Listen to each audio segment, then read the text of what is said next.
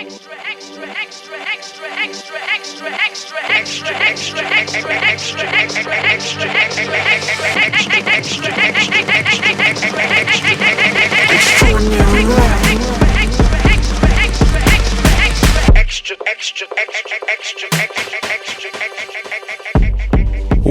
to the Extraordinary Rap Podcast. This episode features interviews with Retropxssy and JoeJas. I met them both and saw them perform live during my trip to London. I wrote all about my various rap discoveries in London, which you can read at extraordinaryrap.substack.com. I also recently published a rundown of South African rap that I've been enjoying. A lot of really awesome stuff there, so I recommend everyone check that out at extraordinaryrap.substack.com. Really been appreciating a lot of international rap lately. Soon I'll be showcasing a bunch of Brazilian stuff. And to be honest, a lot of my recent perusals in overseas rap have got me kind of down on American hip-hop production. I find a lot of it pretty stale, to be honest. For the last several years, there's been a trend, at least in the underground hip-hop world, of creating very simple loops with a degraded quality, a lo-fi vinyl kind of sound.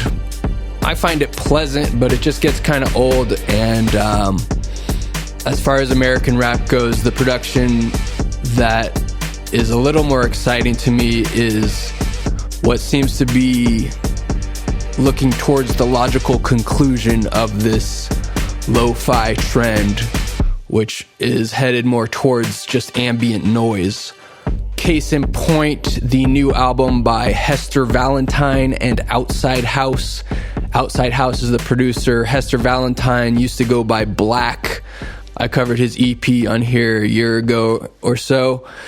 And the new album they released is called I Can't Cut Your Hair. Check it out.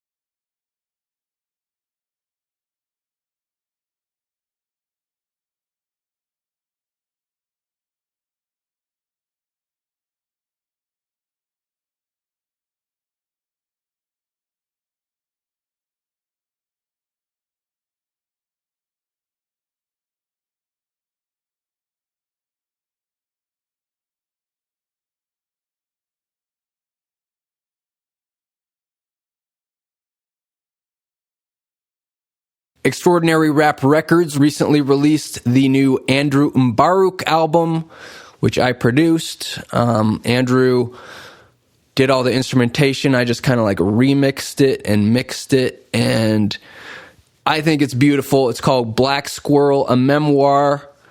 I've been hyping the shit out of it online and bugging all the music journalists I can find to give it any attention. It's a bit difficult. A lot of people, for whatever reason, don't like Andrew's delivery. One person recently even called it repellent. But I love it. I think it's great. He's one of my favorite, if not my favorite rapper, Andrew Mbaruk. Here's a snippet of that. Faced by the summer, this little punk piss drunk under a government of animals. Plus I've got a motherfucking afro. Untrue to the white lies Shakespeare told. Not yet the poet, this 8-year-old. Bereft of clear purpose and playful. Decked in his reversible raincoat. The coat flipping, the boat tipping. An over simpleton, the Homer Simpson. This form he painted an icon in his home, forsaking Python and Mr. Show for the modernist's ancient bombast, as the father's fist making contact when he wasn't even waiting to show you his talent yet, out of Hastings and thrown into Vantech.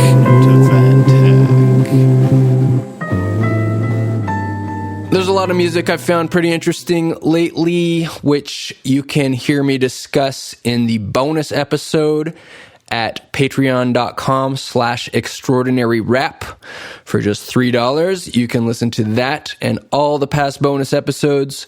In this one, I'll be covering the new Big Just and Fatboy Sharif EP, and new releases by Viper, Shabazz Palaces, Raheem Salam, Rap Ferreira, Killa Priest. Killa Priest has put out a ton of stuff in the last several years, and I'll be doing a kind of survey of some of his most recent work. I'll cover Rapman Gavin, a recent album by The Difference Machine. I'll discuss DJ WSA da Igrejinha, a new album by DJ Shadow, and a recent album by Salami Rose Joe Lewis. Once again, that's all at patreon.com/extraordinaryrap. And let's get into the interviews. These were recorded on location at the concert where I saw Retropxssy and JoeJas perform, so they're a bit noisy, but I think they're listenable. Here we go. What's your life story in one sentence? My life story in one sentence, I feel like, that's terrible. The origin story I always like to say for music is going to Glastonbury when I was 11 because you got free tickets. What is Glastonbury? It's like for the Americans, or the biggest festival in the world, basically. I think it's like the size of a city. It started as a really small little festival in the 70s. Like just like any music is there. Amazing place at any age, but at 11 I'd never been so stimulated. what year was this? I think 2008. 2008. You're 11 at Glastonbury Festival. And because I'm 11, I don't know, I had no concept of time. I was just with my friends. We were just at the front of one stage all day, just watching all the artists. And then the Prodigy come on. Are you familiar with the Prodigy? Of course. Yeah. So the Prodigy come on, and I feel like part of me was quite corrupted in a fantastic way. I'd never, it was just a huge experience. Did they play Firestarter? They did Firestarter. There was Fire before Firestarter. There was everything. There was flares. There was obviously people just going mental. I was like, all these grown-ups are having an excellent time, so am I. And I was like in the mosh pit. How did your parents allow you to go to this festival? My dad came with me. And because at the time we lived, if you live in the area, they give you cheaper tickets. What town did you grow up? I grew up in a really small place near Bristol, and then I lived in Bristol later when I was a teenager and went to college there. Okay. And Bristol has got a similar energy to... Bristol's great. Yeah, the mosh pit of Firestarter Bristol's fucking fat. It's a very calm, warm, chill place, but also it's a place of hectic parties and nightlife, which is exactly what you want when you're 16, 17, if you don't get too sucked into it. So 2008, I'm 11 going on 12, and I'm at this festival. I experienced all of this live music in a way I've never had before. The Prodigy, I think, especially because they're it's total anarchy, but also amazingly tight, and just something literally lit up in me. That was your first musical experience. Yeah, and then I have the internet at my disposal. I had no idea who the Prodigy were when I was that age, but then I could go in all the videos and the culture, and I just spent a lot, because I was growing up in a place where there really wasn't anything going on, so I just absorbed it. So that was the starting point. Yeah, through the internet, which was... So what was the next big destination that you landed on? The next big destination, I guess, was getting really ill when I was a teenager. And I had to be in hospital for quite a long time, and no internet, nothing, for quite a few months. And again, my dad, also my mum, amazingly supportive person, but it kind of felt like I kind of gone to the precipice. What was it, life-threatening? Yeah, it was life-threatening, and I was 16. So but I got better. And so at that point, I guess I moved to Bristol, which is a city I'd lived near and where I'd always been so interested, and it had that energy, and I did. And you had some artistic references. Yeah, and obviously Bristol's got a huge cultural history, so many different kinds of music, so many people from loads of different places, all there. And so then I went and I did college there, and I think any 16-year-old, it's an amazing time when you're defining yourself. And I felt like I was able to tap in with stuff that I'd spent time just looking on the internet and living vicariously through like Tumblr, and like I was very into the alternative rap scene, like Awful Records, Odd Future.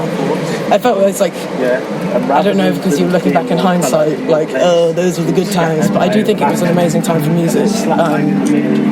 Around 2012 to 2016, there was just people using the internet in so many inventive ways, making inventive music, mashing up genres. Yeah, and your age at that time was? I was in my teens at that time. The times that define us. Exactly. And then, I moved independently and lived in Bristol and absorbed that on my own terms. And then I moved to London, which is where I was born and where my family have lived for a long time. And I feel like I continued that process.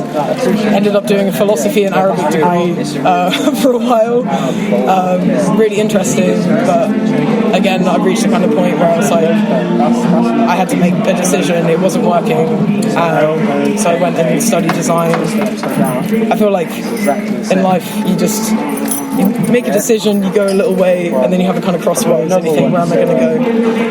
And I'm glad I left that degree, because doing the other degree meant that my brain was in a place where I was more able to make things out of ideas I had, rather than just writing about things. And again, going to loads of shows, being in London, not necessarily having many people I connected with, so going to a lot of things by myself. One of them was this event called Lames Fest. You can be outside the venue after 10, please head inside.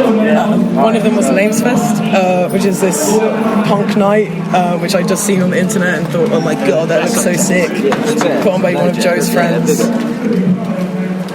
A strange night of like emo bands and like some teenagers on stage doing screamo. I thought it was lit. I just was like, I have no idea what's going on. And then on the train home, I met Joe, JoeJas. Yeah. We didn't talk. I talked to his friend. I thought Joe looked really interesting, and I was like, oh, I want to talk to him. But his friend was talking to me. Down the line, his friend invites me to a studio session. Doesn't turn up. Doesn't give me the code to the door or anything, so I'm just in this industrial estate in the middle of the night in a weird bit of London by the docks, thinking, is this a setup? What the hell? Managed to skirt in behind someone else, go into the room, and Joe's there, and he's like, oh, well, my friend didn't turn up, so I've got a beat. Do you want to write to it? And I literally just been writing on my own in my room. I'd never recorded, I'd never performed in front of anyone. But I just thought, yeah, fuck it. And that was my first song. And just put it on SoundCloud the next day. Vic hides the crack in the middle, cream bone cave, black echo speaking riddles. My own moon face stares back at me. End of the line, then the world turns back on me. Coast to coast, hollow bone be roam. After dark, in the car, in secret you awoke. Eyes still closed, small enough to still be carried home. Place I used to know. Coast to coast, hollow bone be roam. After dark, in the car, in secret you awoke. Eyes still closed, small enough to still be carried home. Place I used to know. Moonlight peers through the dark, boy, that's mama stitching. Dream states, I'm on a mission. Magic card fishing, Gyarados Avenger. With the Tony Stark vision, when the suits unfitted. We're ride slow, street light, hit the dash, one piece at a time. And that was a very fortuitous. I'm glad I managed to find a way into that studio, because JoeJas is someone who is incredibly generous. He's an artist who is a rapper, but also he makes his own videos, he produces his own beats, and works with a lot of other people. And he kind of extended his talents to me. And so in the beginning of me making music, I had someone to talk to, someone to develop what I was doing, someone to work with. And yeah, from that point, like, Retropxssy, kind of the wheels started turning. And yeah, I started making music.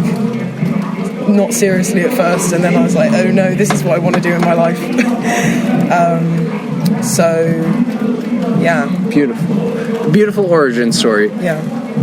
So JoeJas was important for your initial inspiration to do what you're doing now. Yes. And I think it's very awesome to see that you're still working with each other after, like, it's been quite a while, right? Yeah. I mean, it's not that long, but 4 or 5 years now you've been doing things together. Yeah, he's also my partner, which helps. But yeah, I think we have like mutual understanding. We see the world very differently, but I think we share insights in the important ways. We share influences. He was living on the internet too. He was doing that in Atlanta and then in Ilford, Essex. Yeah, I haven't got the JoeJas story yet. It's a fascinating one, but yeah, I think he's very open-minded in what he makes and the way he views the world, and I think that's an amazing person to have as someone to look up to when you're trying to navigate music, because very early on there's a lot of pressure to be like, box yourself in, sell yourself, there's a market there for this, do it like this. And so to have someone who's like, no, let's experiment, like, I fuck with what you do, like, it's very important. And I think, I mean, practically as well, he's like helped make the videos. I have ideas, he's like, we can shoot that, we can make the beat. Like, just having someone with those skills is like, it's an amazing way. You guys are an amazing duo as well. Like, the two of you following on from each other, the energy from both of you. Do you know what I mean? And the, like, one, the aesthetic of the music, but two, the energy of the performance. Like, you guys have been the highlight of the night. Absolutely. In every way. It's been fantastic. I appreciate that. For sure. Everyone inside, please, and thank you. Okay. All right. I'll ask again. Thank you very much. Oh shit, thank you. Let's continue it on Zoom. You know, we'll get better sound quality, but let's continue the conversation. But what I was just saying is, Do you guys want to drink? I think it's a very confusing time to be a musician as well, because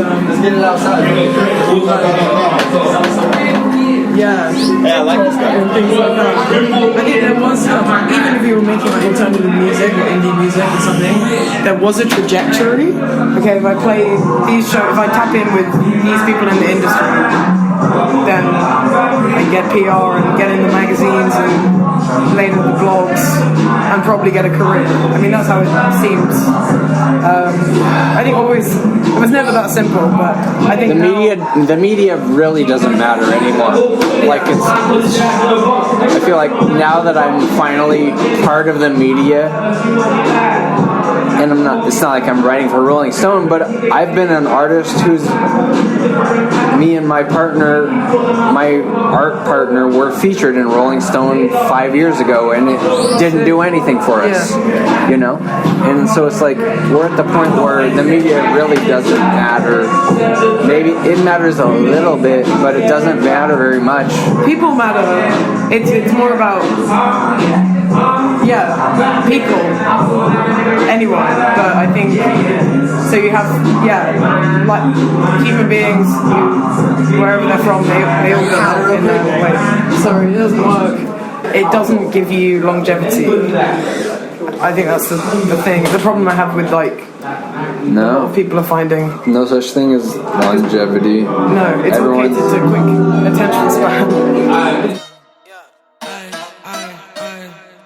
Speedy to the finish line, finish it up even though it's not mine.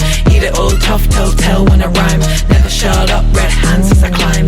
Criminal ease, kitty cat steez. Panic room or vanish, use something unclean. Trigger figure go, trigger figure go, trigger figure go. Squeeze, squeeze, squeeze, burns your eyes out. Bleak 4 walls, I'll build my hideout. Shit I've seen, you'll find out. You bleach, bleach, bleach the life out. Burns your eyes out. Bleak 4 walls, I'll build my hideout. Shit I've seen, you'll find out. You bleach, bleach, bleach the life out. Cut it, cut it. Time running, running. Fucking money. You're hunted. Humble honey. I'm hungry. Time running, running. You're hunted. Pounce. Unfortunately, I think that's part of the general mind state of people is that we don't have I mean, it's sad to say this, and maybe it's not true. I hope it's not true, but it just feels like people have a smaller attention span, which means no memory for. Oh, I made friends with someone yesterday, but that was yesterday. They're not my friend anymore. You know, it's like the system. It's like is designed that way. What is like? What? There's no community without memory, you know, and if you know, it's like our memory is not that it's anyone's fault, but our memory is fragmented these days because there's so much information coming at us all the time, and it's hard to keep everything in your mind. Our brains apparently just can't, most of us at least can't remember all the different inputs. So friendships, family, even art history or political history, world history, it doesn't seem to really sink into our brains as easily as it. Like I said, I'm old. I'm 45, and there was a time when we had a better grasp on things, but there's just so much coming at us now that it's hard to pay attention to anything. Yeah. For better or worse, maybe it's for the best that we're heading into like foam world, you know. But it's hard to make anything. It's hard to make anything matter, including art and music. No, I think you can always challenge things. That's a big purpose of art, is to challenge things and draw attention to things. I think it was interesting. I studied design kind of because someone had done the course and said it was good, and I didn't really know even what design meant, but I just thought it sounded interesting, and I was like, I don't know what I'm going to do. I kind of had to find something to preoccupy my time with and develop. But it was a really interesting experience because design is like making things, looking at problems in the world and making things to maybe solve those problems, maybe just draw attention to those problems. It was a really interesting way of looking at like applying creativity, and I think it's not as clear cut as like design is objects and art is. Oh yeah, it's understanding there's further dimensions out there than our 3-4 dimensions. Yeah, and it's like rooting what you're making in history, in communities, spending time researching things, and it was a very empowering experience because a lot of what we were kind of told to do was just look at things, learn about them, and make something responding to it. It doesn't have to be anything which, clearly solves a problem. So taking that as a musician, as an artist, it's like looking at the intrinsic value of things and accepting that. I think it's like a song doesn't have to be explicitly like I'm talking about this issue because I want to change something, but giving people experiences, talking about issues, just sharing things can have that effect. And also you don't know what effect your music's going to have, and I think that's why I love performing it so much, is because it's like an experiment. It's like I've had this feeling that's stimulated this song to be written, and I I've had this relationship with the person who made the beat, and that was a moment, an organic moment. But now I'm going to put that in a completely different context and a completely different room, and every room of people is going to be different. Sometimes they're going to be here for me, sometimes they're going to have never heard of me, and they're going to be intrigued or confused or disgusted. But yeah, I think that's why making things are so good. You don't even have to call it art, I think, and I think you can hold on to that even when it can feel like a very diluted time, everything being short form and next. No, yeah, it's just it's more challenging, but yeah, the possibilities always remain for uplifting and thriving within this crazy, chaotic world. Yeah, and I think it seems like you're on the right path. Thank you. You and JoeJas, like I think you're fucking. Thank you. We're a team. Yeah. What's your life story? My life story, I used to live in Atlanta. I came to London. I make music. I make clothes. So when did you come to London? How old were you? I was probably 13. I'm 27 now. So that's like 14 years. All right. It's a long ass time. What are some of your earliest memories? I remember, I don't know why this one came, but I always remember my cousin telling me that when I was a baby, I had my diapers on and I sat in her food. I don't know why that's such a distinct memory, but there's that. I meant to go into Callaway Gardens with my pops. It's this drive-through Christmas nightlight shit that you can drive through in Atlanta. I remember doing that. That's a big memory for me. That was fun. In your set that stood out. It was the lyric. Seems mainly positive. Yeah. I feel those are the ones that are on the top of my head. Yeah. I feel as you go, I remember when I remember when there was these are such random memories. But the ball went into the pond, and then I went to go find it, and then I fell in the pond. I remember that happened. Do you remember how you first got interested in making music? It was MTV. I remember watching Pharrell and Nelly and just a bunch of videos and thinking, bruh, these guys look cool. And I remember having seeing Pharrell do the rap shit and then doing the fucking NERD fucking rock shit. And I was what the fuck is the same guy? I was you can do all this? And then it just made me want to make it because I feel I'm the type of guy where it's if I see someone do something I think it's cool, or if I see something I think is cool, I'm yo, I want to do that. So that's why I ended up just doing a bunch of shit. Yeah. So you were, as an artist, you were well on your way by 13. Yeah, I would say, yeah. Yeah, 13 was, I was there, making. And then, how do you think the move, if at all, affected your trajectory as an artist and as your taste in music went? I guess because I was so on the internet, it still stayed the same. Probably the same. Yeah, I was still absorbing the same thing on the same websites and shit. Yeah. But I do feel there was a few things here and there where it was oh, okay, this UK artist. I remember listening to gigs and shit, Talking to Hardest. That was the biggest thing. Or Sneakbo. I remember Jet Ski Wave was crazy in my school because it was in South London and Sneakbo was really big there. Okay. And I just remember that song just being in my head, and I'm sure that definitely affected how I absorbed the music I liked. Jet skis, one dagger, that. Everybody in the crowd goes madder than mad. Ladies keep shaping their back, and the man then bust that one finger skank. Step left, step right. Bear smoke, we're waving tonight. I don't wanna see any more fights on this boom bam time. My girl, bust a wine.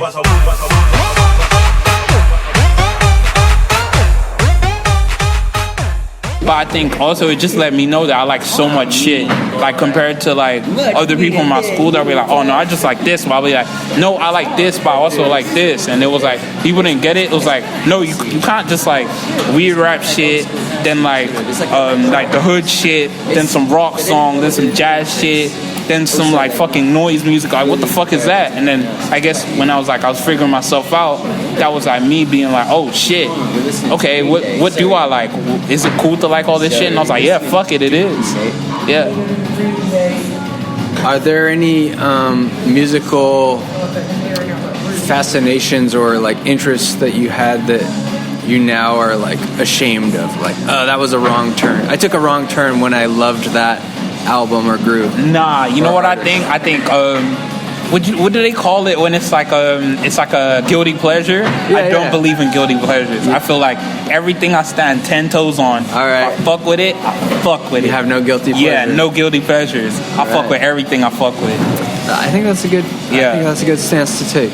Well, that's okay. Sorry to interject, but like, no guilty pleasures is good. But what about guilt? What about genuine guilt? Genuine guilt. Do you have any regrets as a person or an artist? Nah, I think same way, dude. I think even like the things that make me cringe that I've done, I'm like, if I didn't do that, I'd probably end up doing it later and finding out that's gonna make me cringe. So I'm just like, oh, okay, actually, I'm glad I got that out of the way, and that's made me cringe. I know not to do that. Well, cringe it's a phenomenon that's in your own mind. I regret buying this album, actually, while we're on the subject. I bought this album, Green Day's... I used to love Green Day. It was their hit. What was it called? Was it Dookie? Yeah, Dookie. Why? Dookie was cool. Dookie was cool. It was very cool, but I still don't... I don't think it's cool now. Me and my mate, Morgan, who you met briefly earlier, lived with my mate, I lived with him. We were at a house party near where we live in a warehouse, and there was a geezer who was well into Green Day, and he was like a Green Day purist, and he was like, everything after Dookie sucks. we actually both liked Green Day, and actually agreed with him that Dookie's the best album. However, we could tell that he was like a wind-up, so we were like, nah, mate, American Idiot is the best album. Oh, he got angry as fuck? He was getting so pissed off. Oh, fuck. Yeah, so bad. Green Day fans. I've learned to just keep my negative... I can be negative about anything if I really push myself towards it. But yeah, I have plenty of negative things I could say about Green Day's earlier, later. Work, doesn't matter, but also I'm glad if some people really vibe with it. Yeah, someone's gonna like something you think is complete ass. I feel like that's always something I say to the homies. Like, if you're making some shit, it's like some people might not get it, but there's like 1 billion people on the earth, so someone's gonna have something you relate that. You don't have to compromise yourself. Yeah, and on like a similar level, it's like this really happy poppy stuff that like makes people feel good and inspired. Okay, great. I'm glad it does that. I can also look at it from on the other perspective of like this really dark 9 Inch Nails. Yeah. Like I'm feeling, you know, awful and violent, like, and that helps people as well. It could help you get out like an emotion. They're both good for those people. Yeah. So I should not look down upon it. Nah. And it's really easy to look down on it. I think it's easy to make fun of it. So fucking true, man. I think that's like a big thing that I think I learned probably around that age was like, I feel like, especially if you listen to like a varied amount of shit, you start like kind of being low-key and elitist with like your music, and you start going, well, that's good and this is not good. But then like I kind of just grew up and was just like, you know what? Actually, I understand why people like this. Or I just been like, oh, okay, not all pop music sucks because I listen to weird shit. I can listen to pop music as well, and like that's fire as well. And then it's just like blending that all together. It's just like beautiful. Just being like, okay, cool. I can listen to this shit and this shit, and I think that opens up your mind even more to like just possibilities, especially in creating. It's all about perspective. And there's different flavors for different folks. Still them grace kids from the sway flips. Okay. And I won't change shit on the homies that I came with. On the fucking bro. Still the same J through the ages. Yeah. And I won't change shit on the gaps for them braces. Posted up on my island, riding. Only place I can store this smiling. Wrist ice, fried chicken prices. Boss man, not gentrify shit. Since the seed, I've been decisive. All into my meat back lifeless. Vultures finna cop the itis. And when it comes, save my fruits and my labor's timeless. To see where my mind is. to take a page on my binder. And not put a motor in jazz, no Honda. It's only up at dance to Yonkers road trip. Jazz or muffin, still Joseph. And that run deep, blood drip from a book of Phil. Still them grace kids from the sway flip. Okay. And I won't change shit on the homies that I came with. On the fucking bro. Still the same J through the ages. A vague question that kept like running through my mind when I was watching both of you perform. It was like, do you really want to be famous, and are you aware of how dangerous fame is? Oh yeah, 100%. I think that's something I've been aware of since I was a kid. It was like, I was just like, I want to do music, and I want to be successful in it, and like whatever success is for me. I want to kind of just like make money off it, have people that like vibe with it, like a decent amount, and then like kind of live off it. And sometimes fame might come with that. You kind of don't choose.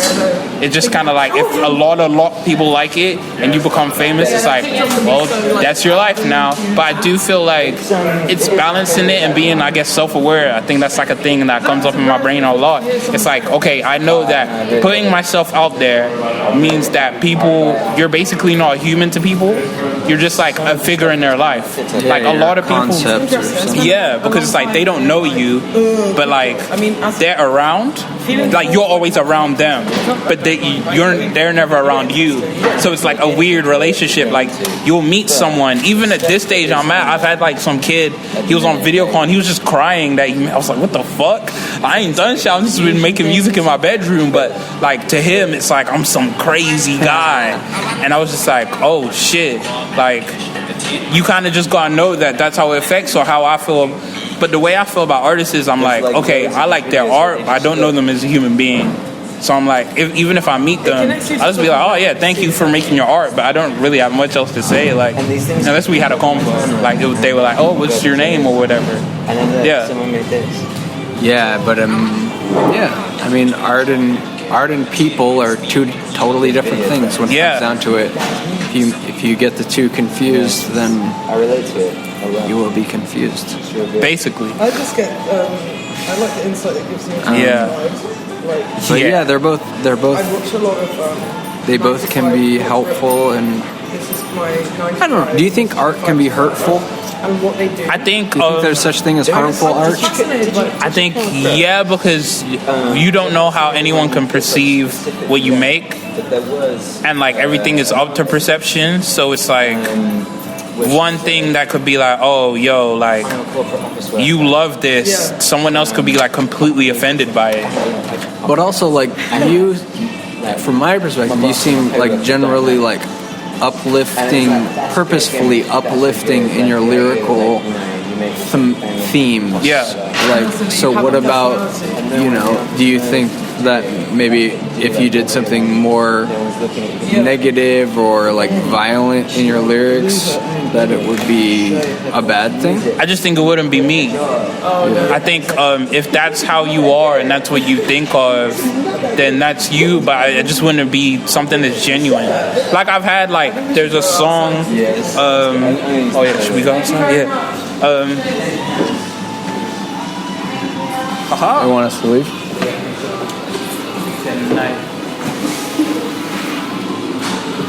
Thank y'all. Thank you. Have a good night. You too. Good night. Good night. Who's outside?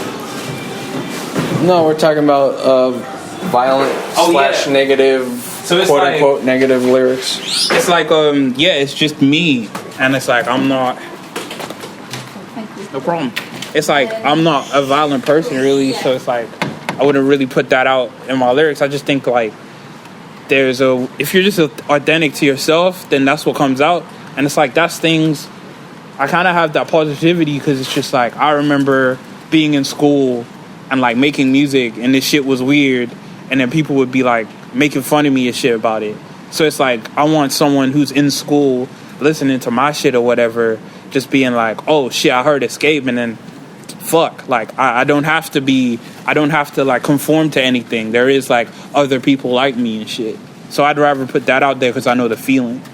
That's how I see it. But you've probably you've had moments where you're in a bad mood and you're like, oh yeah, fuck, hell fuck, yeah. fuck, fuck. Oh yeah, that's what I was saying. Why don't you make songs that are based on that emotion? I think I have them here and there. Like, or do you? On my first project, Planet, I have this song called, what the fuck is that called? Goofy. It was like, because it was off Goofy Goober from SpongeBob. So like one song was called Goofy and the other one was called Goober. And that one is just complete violent. I'm talking about like shaving people's skin off, like just craziness. And I do have like certain like tongue-in-cheek kind of violence, but it's just like that's about as far as it goes.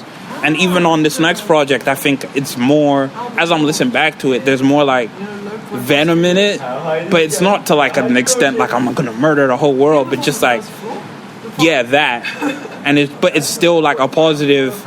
I think everything's on a spectrum, right? So it's still the same. I'm still the same guy, but as you said, sometimes you feel a certain way. Yeah. And I have songs like on this my last project, Gaps and Nomads, is March 30th, where it's just like I'm talking about my pops passing, my homie's drug addiction, and then the next song I could be talking about like my shoes and my socks and how I think they're cool. I think it's just showing that you don't have to be one thing. Yeah, I think that's one thing I always want to be like. Beautiful. Yeah. Any last words? Any last words? Hey, man. Enjoy life. Enjoy life. However long or however short, you know what I'm saying? Enjoy it. Because fuck it, why not? Yeah. You know what I'm saying? And if you don't, you can always end it. No one has to be here. I mean, don't do that. I'll edit that part out. It might hurt. Yeah. It might hurt, but... Yeah. It'll hurt a lot of people. Probably. Yeah, you know it might hurt your family around you. Yeah. But yeah, man. Yeah. What do you have to say?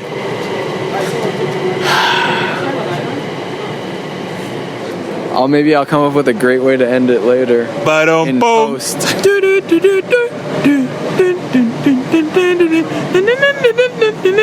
Maybe give me an extraordinary rap. I'll echo it out and put some nice effects on it. Extraordinary rap.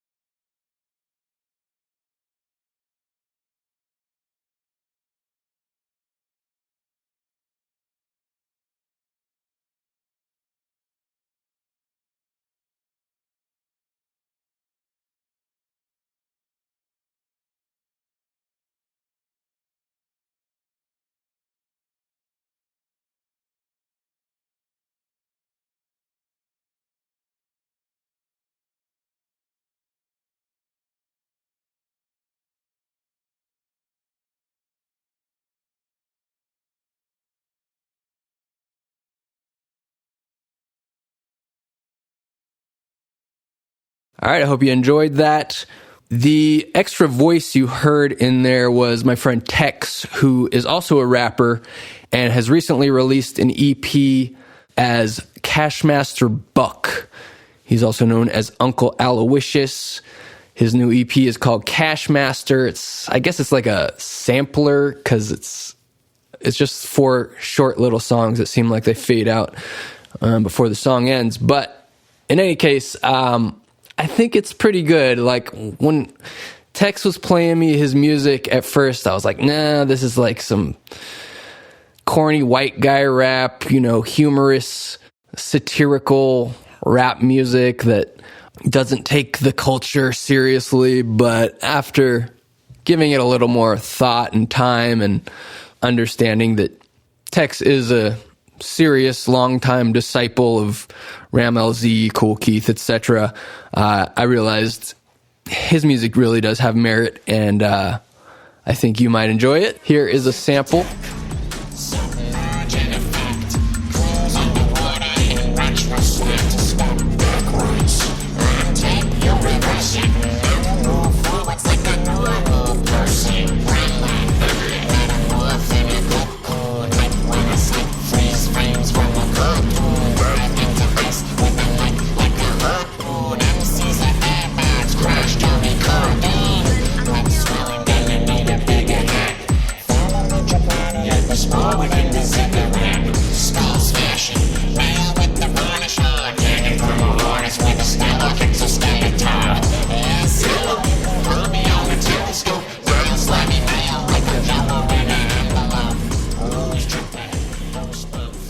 Links to that and everything I've discussed in this episode are in the show notes.